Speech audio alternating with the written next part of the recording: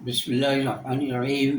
معزز خواتین و حضرات، السلام علیکم ورحمۃ اللہ وبرکاتہ۔ آج گوشہ کمال کی نشست نمبر 411 ہے۔ ہمارا آج کا موضوع ہے گمنام سپاہی۔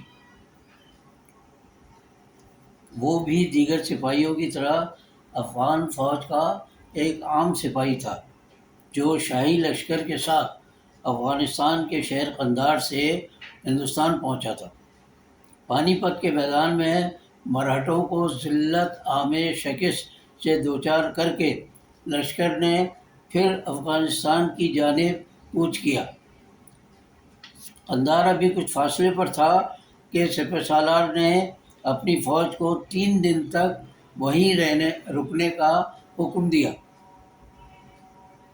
اس کا خیال تھا کہ دور دراز کے سفر سے سپاہی تھک کر آئے ہیں تو کچھ آرام کر لیں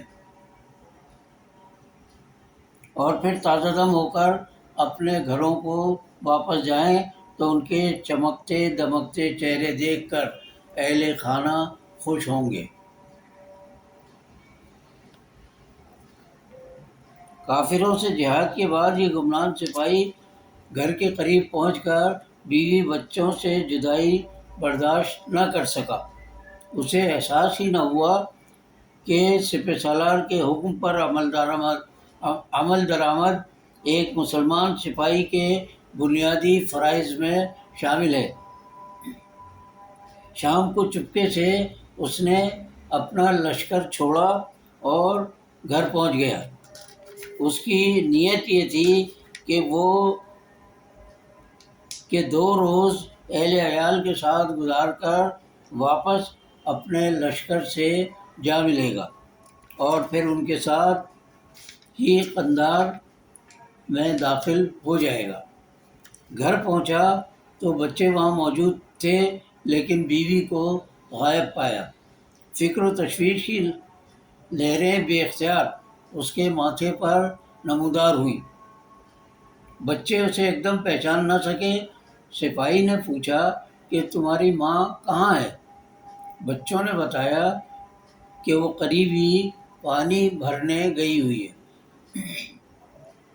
لشکر سے بھاگے ہوئے سپاہی نے اپنا تعارف کرایا کہ میں تمہارا باپ ہوں اور کافی عرصے تک فوج میں خدمات انجام دینے کے بعد واپس آیا ہوں۔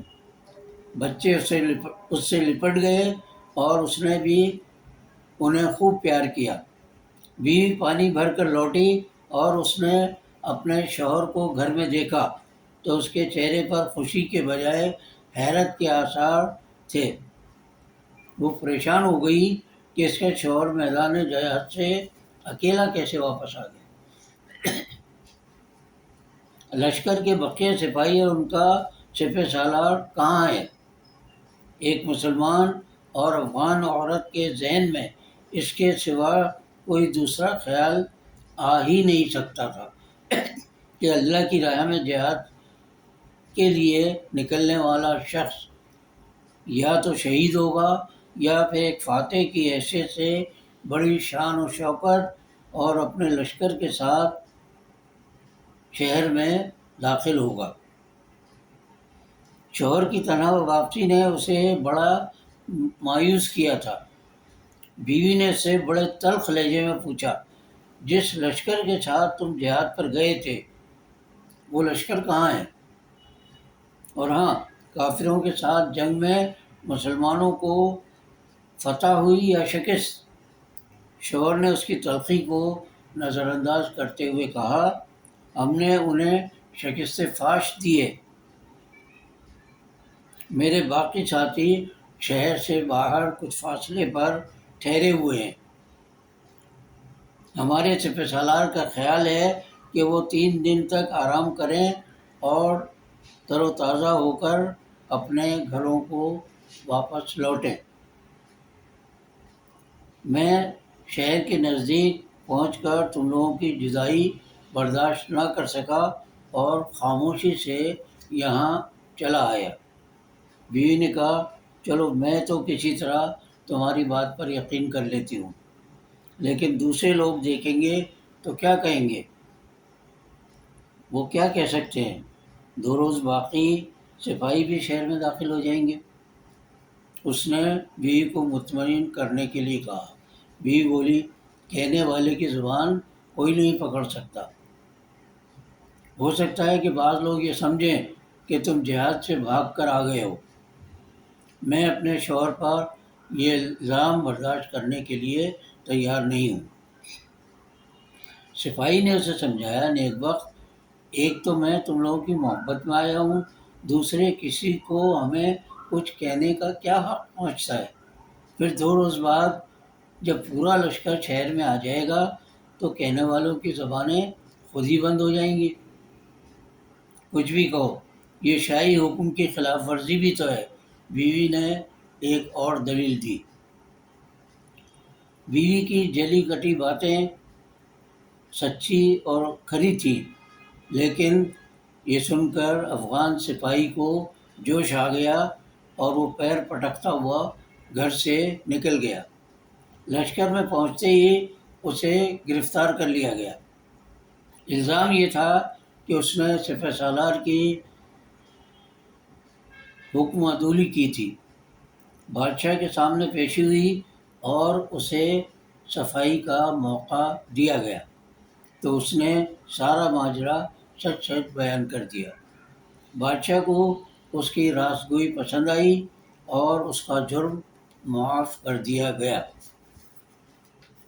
سپاہی کا نام تو تاریخ نے کہیں گم کر دیا ہے، لیکن بادشاہ کا نام اس میں مذکور ہے۔ یہ احمد شاہ ابدالی تھا، جس کے دور میں ہندوستان کے مراٹھے تیمور حکمرانوں کی مراٹھے جو تھے وہ تیمور حکمرانوں کی کمزوریوں سے فائدہ اٹھا کر ان پر حاوی ہونے لگے تھے،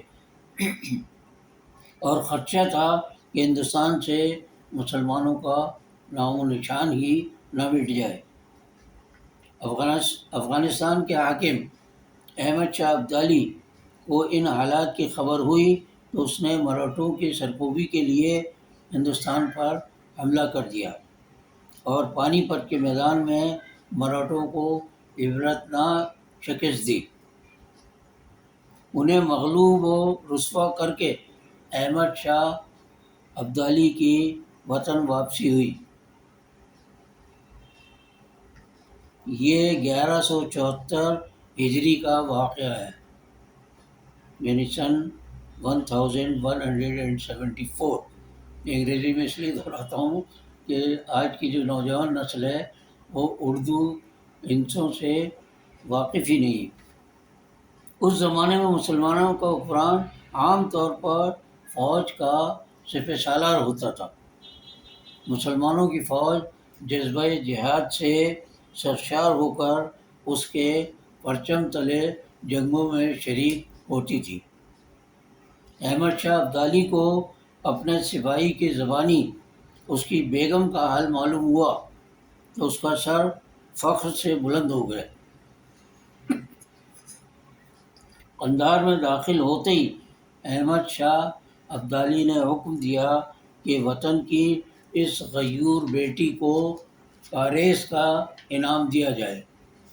واضح رہے کہ افغانستان اور بلوچستان کے چٹانی علاقوں میں جن زیر زمین نہروں میں چشموں سے پانی آتا ہے انہیں کاریز کہتے ہیں۔